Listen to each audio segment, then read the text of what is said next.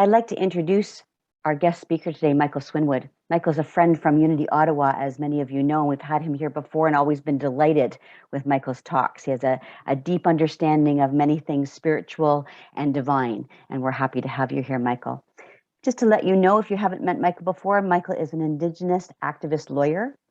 He and his wife have created Elders Without Borders, which is a nonprofit organization inspired by the Algonquin elder grandfather, William Commanda. They have worked in Peru and are looking to work on a revival of the mystery schools and the teachings of the Inca. I will present to you Michael Swinwood.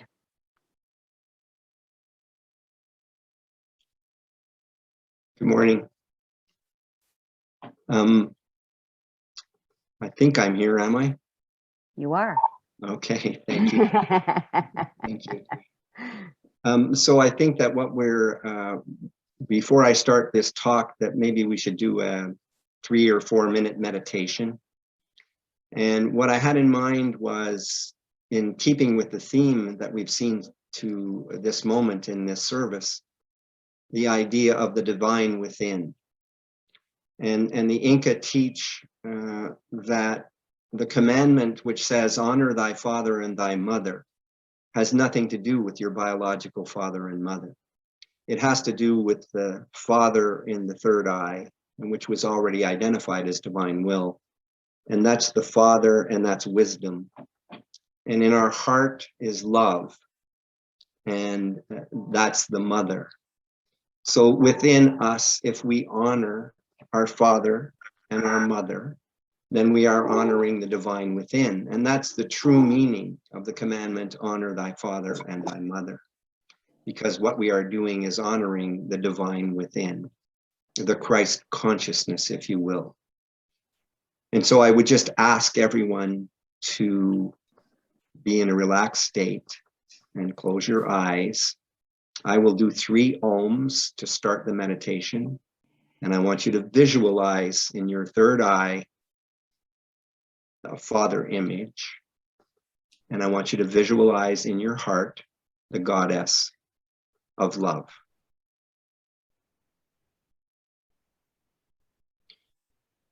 Om.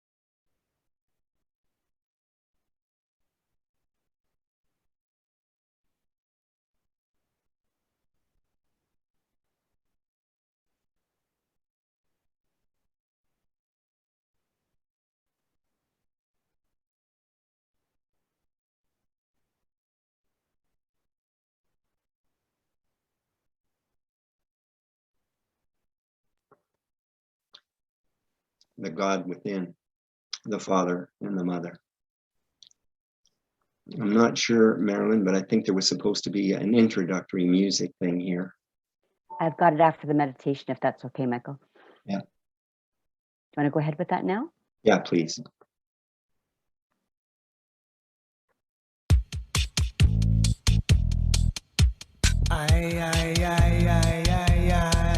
Come to the realization of the prophecies. Whoa, yeah. I hear the voice of ancient prophecy. We are headed to a golden age. We're coming to a close of a cycle. Yeah. It's a positive thing. It's a positive thing. We're coming to the close of a cycle. A cycle which is in the natural order of the cosmos, which is in the natural order of the universe that we live in. I hear.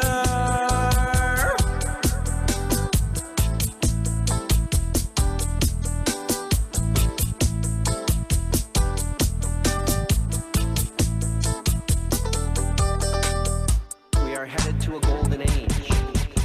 We're coming to a close of a cycle. We're coming to a close of a cycle. We're coming to a close of a cycle. We're coming to the close of a solar race, the 5th solar race of 7 solar races on the Mother Earth. We're coming to the close of the Iron Age and the birth of the Golden Age.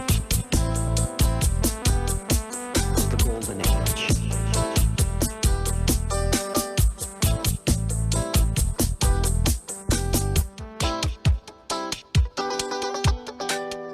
In order to meet the Golden Age with hope that can bloom eternal, we must change ourselves. We must change ourselves. We must come to realize that we must begin to vibrate to the vibration of love, the vibration of love. We must remember. Remember who you are. I hear. We are divine beings having a physical experience. We need to fill up the physical with the divine. You see me coming, me coming, me coming, me coming. What we need to do is change ourselves. And when we change ourselves, we will change the world. I hear the voice of ancient prophecy. Yeah, we're coming to a close of a cycle. Yeah, I hear the voice of ancient prophecy. We say we're coming to a close of a cycle. We say we're coming to a close of a cycle. Come to the realization of the prophecies. The vibration of love, the vibration of love. I hear The vibration of love. Remember who you are. we're coming to a close of a cycle. We're coming to a close of a cycle. Coming to a close of a cycle. We are divine beings having a physical experience. And the cycle go round and round and round and round and round. Coming to a close of a cycle. We say we're coming to a close of a cycle. We say we're coming to a close of a cycle. We're coming to a close of a cycle. We're coming to a close of a cycle. We're coming to a close of a cycle. Yeah, I'm coming to a close of a cycle. Thank you. So when we're talking about reality, reality is something that we need to define with precision And the reality of our lives is within. The reality of our existence beats within our heart. The idea of the invisible is what I want to speak to you about today. The idea of the invisible and how it impacts and is much more real than what we consider to be real. Of course, I want to honor my teachers. I want to honor, first of all, Grandfather William Commanda, my elder, and of course, our teacher in Peru, Willaru Huayta, who is identified as a Chasqui, which is a Quechua word for spiritual messenger. And the depth of knowledge that he has imparted to myself and Susan is beyond gratitude. It's beyond anything that you can imagine. So what was that song really about? That song was about the idea that we're in a cosmos that has cycles. And those cycles operate like a cosmic clock. They happen with precision throughout the time of this experiment, which is an experiment on the Mother Earth to see if humanity can spiritualize. That's essentially what we're on the Mother Earth to learn, is how does humanity, along with the Mother Earth, spiritualize or become a spiritual planet, and we deepen our spiritual knowing. The number 7 is repeated in just about everything that we know.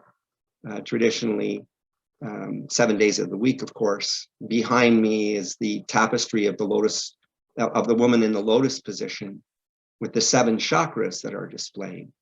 And we had a bit of a teaching before this service this morning with a few of us, discussing the concept of the chakras.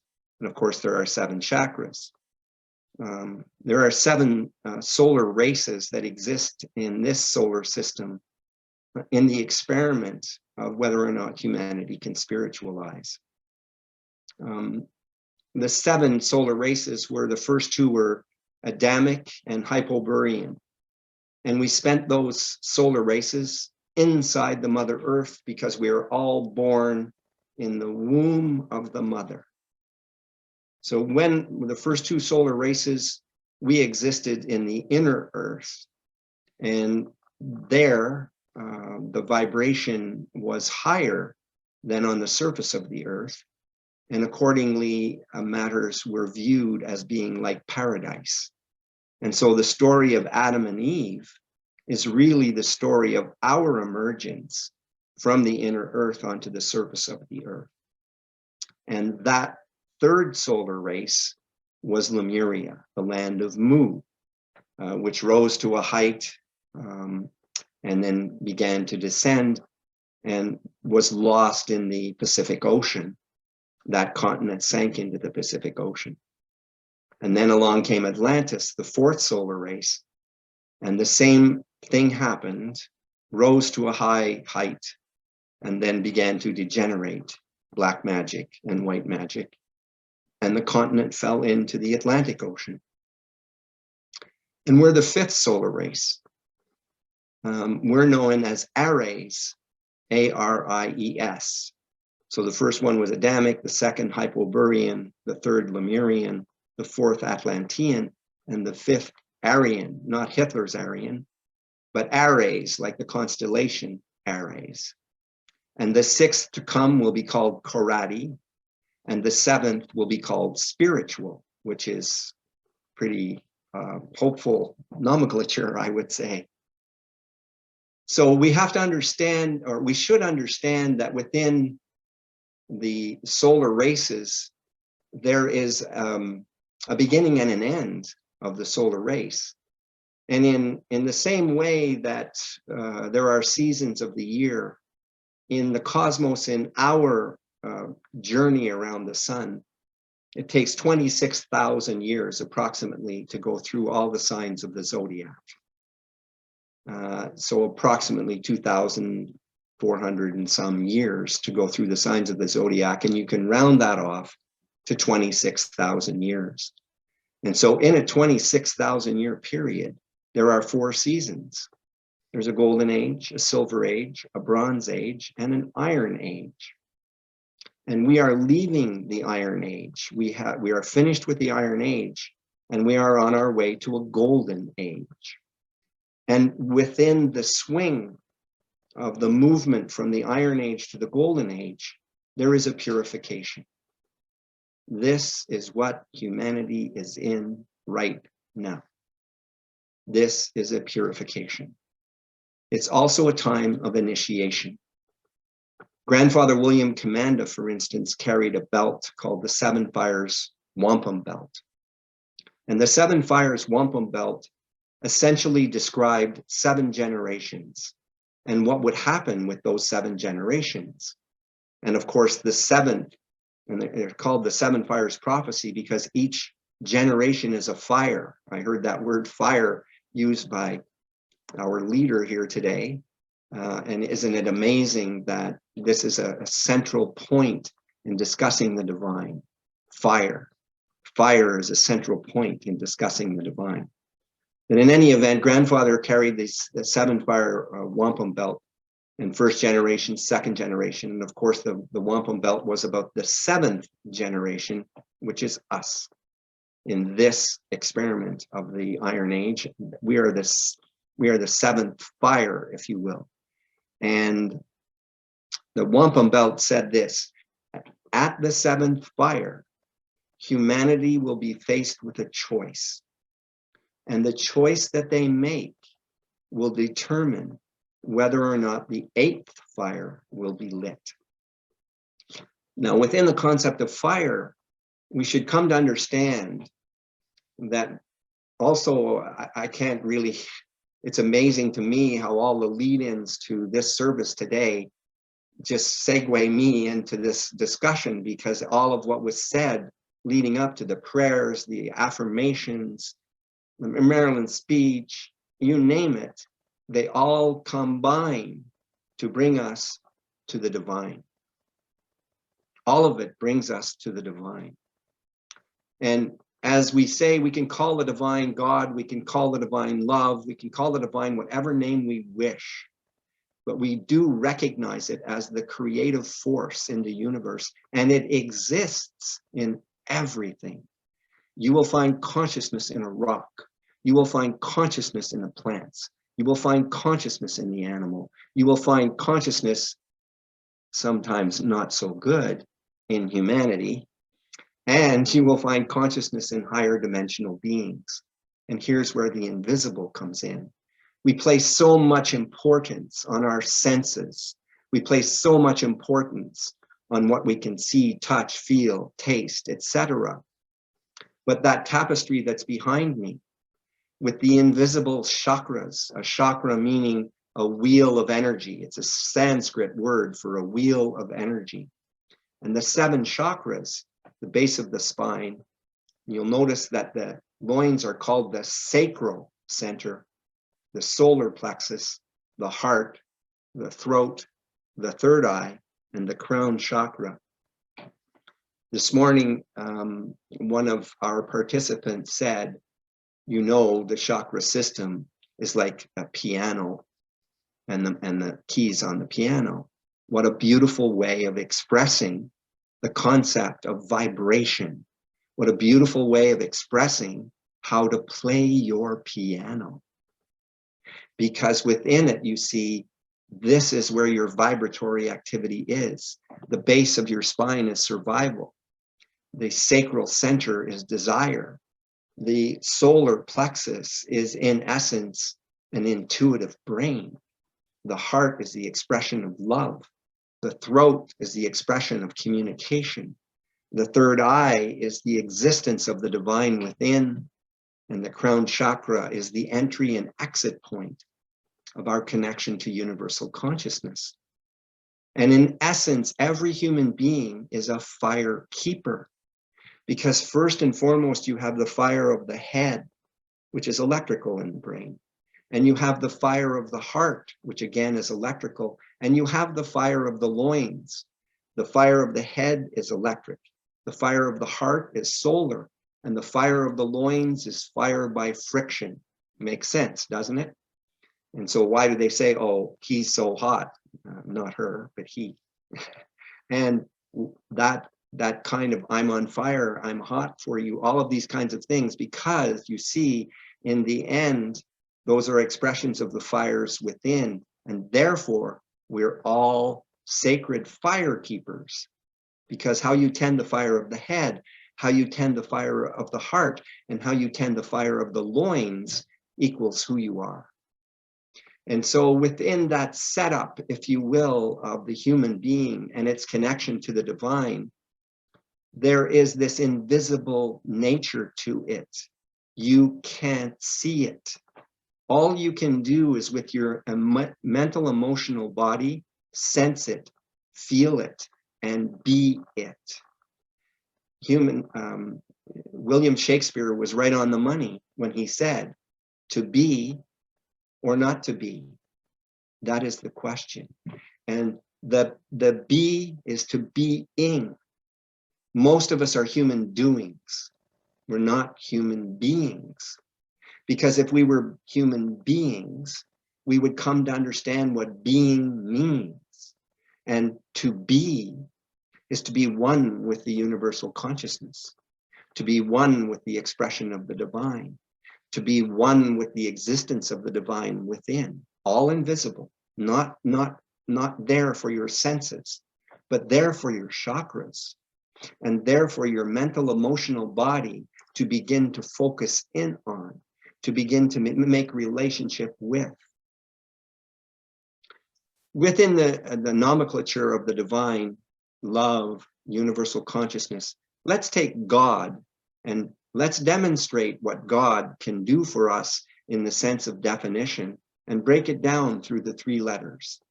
G, generating. O, organizing. D, destroying. This is Brahma, Vishnu, Shiva. This is the expression of the divine in generating, organizing, and destroying. These are the three laws of the universe in essence. This is how the universal consciousness expresses itself. It can generate, it can organize, and it can destroy. And all for the purposes of the expression of love. We find ourselves in a time that is challenging. We find ourselves in a time where it's very confusing, and there is much disorder and chaos. You must understand that the indigenous people had a relationship to the sun, which was deep and profound. The fire keeper, for instance, in any indigenous tribe is one of the most respected persons because they keep and tend the sacred fire. But what is the sacred fire there for? The sacred fire is there as an example of the creative energy of the sun. This is why the indigenous people are solar sun worshipers, because they recognize the creative force of the sun and its relationship to the Mother Earth. There is a cosmic dance between the solar logos and the Mother Earth, Father Creator, Mother Earth. That cosmic dance, we just need to learn the cosmic dance steps. There is a prayer that one can say every day when you greet the sun. It's very short and simple, but it hits on the money. Unveil to us the face of the true spiritual sun, hidden by a disk of golden light, that we may know the truth and do our whole duty as we journey to thy sacred feet. This is our relationship to the sun. That relationship can be made every single day. Back to the number 7, I told you about 7 solar races. I told you about 7 chakras. I now seek to tell you about 7 cosmic rays. These cosmic rays emanate from the solar logos. They're invisible. You can't see them. But the masters, the ascended masters, will tell you the name for each ray, and they will tell you how these cosmic rays work. So within the definition of the 7 cosmic rays, The first three are known as rays of attribute, and the next four are known as rays of aspect. And they are as follows. Ray 1 is divine will. I think that's the topic today. Ray 2 is love, wisdom. Ray 3 is active intelligence. And you will find those three rays are in everything. The next four are rays of aspect. The fourth ray is harmony through conflict. Might be recognized by some people. The fifth ray is concrete science. The sixth ray is idealism or devotion. And the seventh ray is ceremonial magic or order. Each of these cosmic rays has an ascended master at the head of it, has a color. All of these qualities and energies flow through them. Divine will is in absolutely everything. And here's the situation. When we look at the seven cosmic rays and come to understand their existence, you should come to know that in this time of leaving the Iron Age and going into the Golden Age, that the sixth cosmic ray of idealism or devotion is waning. And the seventh cosmic ray of ceremonial magic and order is waxing. So that one is withdrawing the energy and one is laying down more energy. What comes from the seventh cosmic ray is, at this moment in time, it is intended to bring order to chaos. It is intended to bring about the dawning, the birthing of the Golden Age, because this is essentially what we are headed for. This is our heritage, is going towards the Golden Age.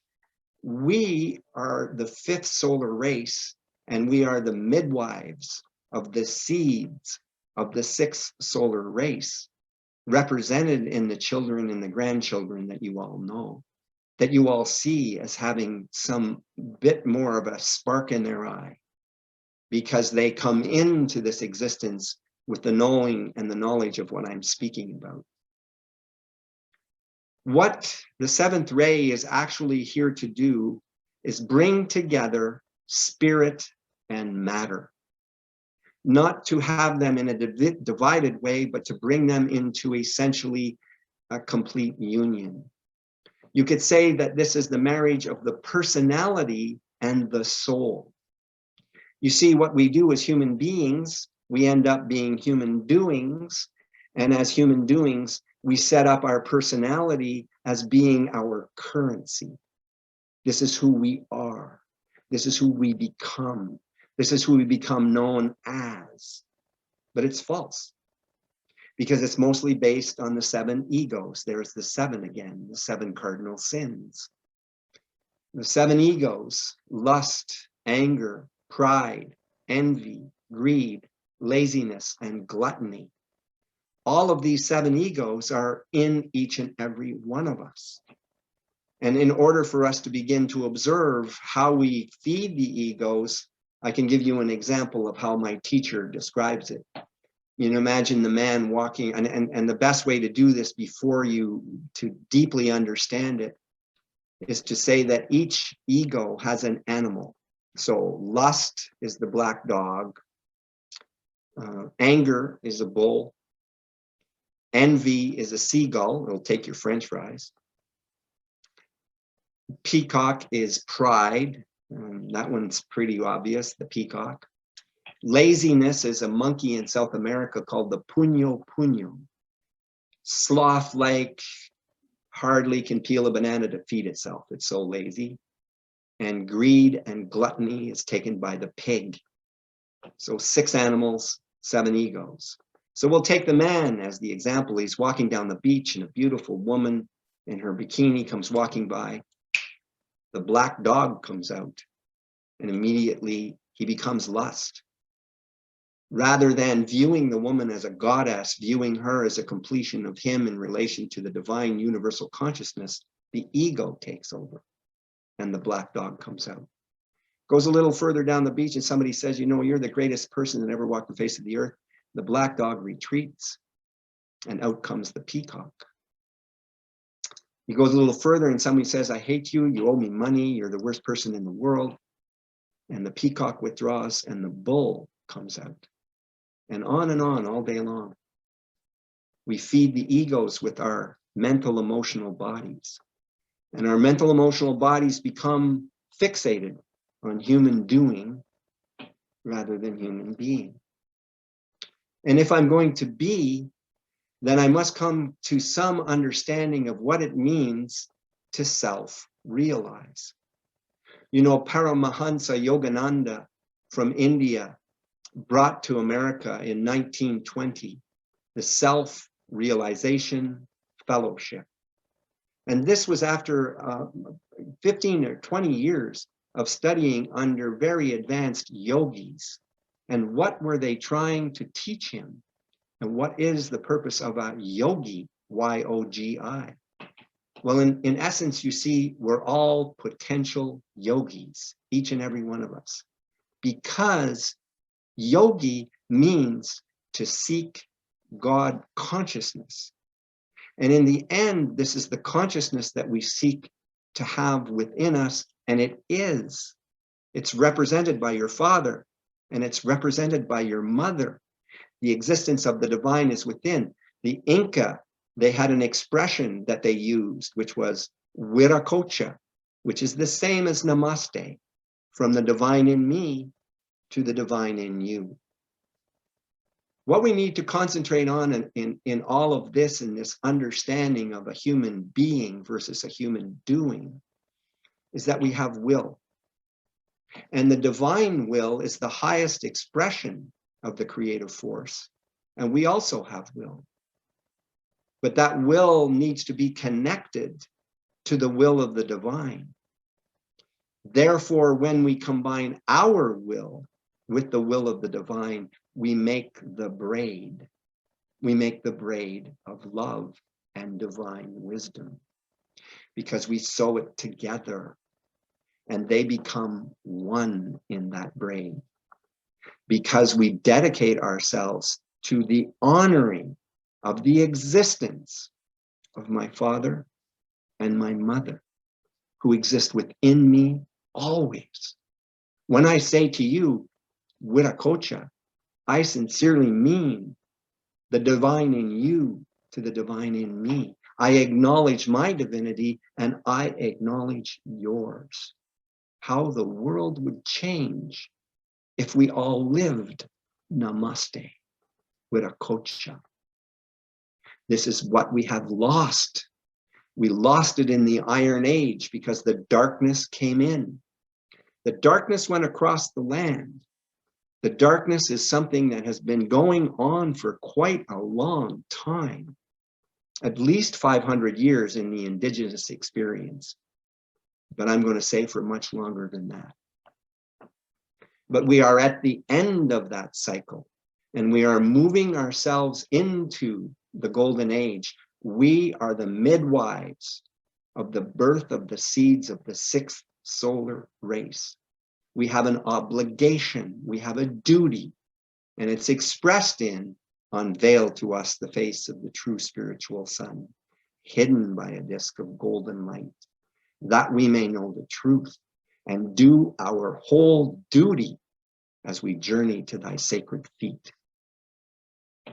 Within the concept of the divine and divine will, when we braid them together, we are on the path of initiation, and the word inspiration becomes a critical point of understanding. Because if you break up the word, you will see what it means. In spirit, inspiration, in spirit. So inspiration is evidence of the existence of the divine within and our ability to communicate with it. The 7 chakra system that is behind me, when they begin to vibrate in unison, in synchronicity, develops the high level octave which connects to the high level octave of the higher dimensions, of the higher dimensional beings. Therefore, opening ourselves up for inspiration in spirit. We become one with the consciousness of the divine. This is what yogis do. They go to the Himalayas. They're seeking God consciousness. And they will tell you, you're in a better position than they, because you're in the schoolhouse of challenges. That in overcoming the challenges, we overcome by doing the work within. The answers that we need in this time are within. You will not find any answers external to you. You will find interpretations, you may find opinion, but you will not find exactly what you need, which is divine inspiration. There are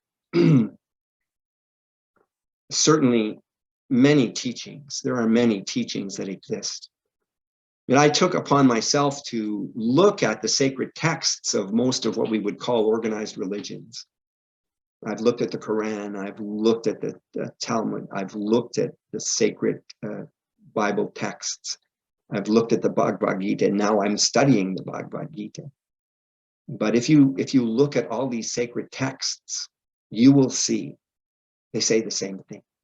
All of them say the same thing, because the source is the universal consciousness. The source of all of these teachings is universal consciousness. It's the same with the Hopi, the Inca, the Mayan, all of these indigenous peoples. You will find it's the same thing. It's very interesting that all indigenous tribes, I'd say 95% of indigenous tribes have prophecy, of course, but they have what's called a story of creation, so that their ancestral roots are described in a story of creation. But the Hopi who live in Arizona and have been there 12,000 years, you heard me correctly, 12,000 years, they have been in the same place in Arizona. And they don't have a story of creation. They have a story of emergence. And if you've ever read anything about the Hopi, you'll know that their villages are in what they call mesas, which are mountain, it's tabletop mountains. And their homes are made in the rock, like caves almost, but they're very, very, well, they're actually terrific. They're terrific. And in the center, in this village square, there is what appears to be like a well, but it's much, much broader in diameter, and a ladder protrudes out of the well, and they call that a kiva, K-I-V-A. And there's a ceremony watcher on the top of the ladder, because all of the ceremonial people are down inside the earth. Why? Because the Hopi story is not of creation, but of emergence. And they say, after the last great flood, we came out from the inner earth onto the surface of the earth. And we were told to put our sign in every direction, and we have.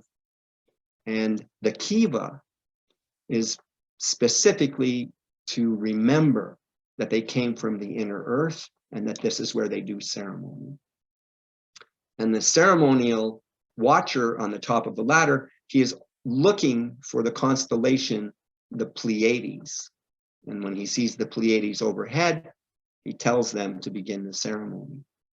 But interesting, isn't it, that this tribe, who are well known and well respected for their spiritual knowing, speak to the inner earth and the relationship of humanity to it. So it's worthy of your investigation and seeking. I ask all of you that after this discussion, if you can, for a week, visualize the braid of divine will, which is your personality with your inner divinity, braided together with the divine will of the higher dimensional beings. that graphic actually that preceded my talk is a beautiful representation of that braid. It's a gorgeous representation. And I guarantee you, if you make efforts yourself to set aside 15 to 20 minutes of your day to contemplate the braid of divine will, you will grow, and you will grow in intensity. I'd like to leave you all now with this prayer. It's an ancient Sanskrit prayer, and it's called the Mantra of Unification.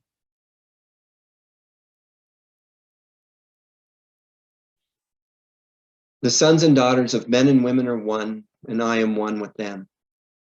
I seek to love, not hate.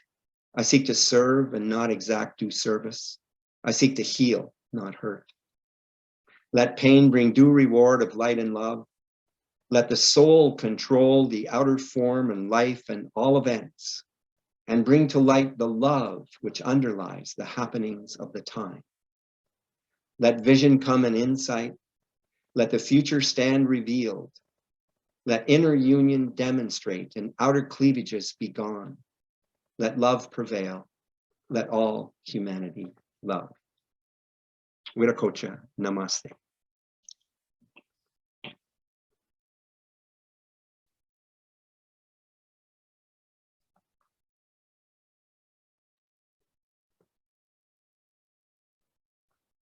I just have to unmute myself. Namaste, Michael. What a rich and wonderful talk. This graphic was here prior. Of course, we make slides prior, but I really do mean wow. That was amazing and deep and incredible. I actually have to go back and listen again because there was so many layers. And I always think that a truly learned teacher is the one that can bring so much to a talk and to a message and put it in ways that we can understand and take and want to learn more. So we thank you so much. And that first song was just magnificent. I know you had a part in writing that song, and it was just absolutely beautiful. And the reggae music behind it and all the words were magnificent. So I'm glad we have that to share again. And with YouTube, of course, we'll be sharing the whole service. So we'll be able to go back to it again and hear both that song and your words. So namaste, and thank you for being here. We so appreciate it and hope you come back Yes, soon. yes. Very Thank soon. you. Thank you very much.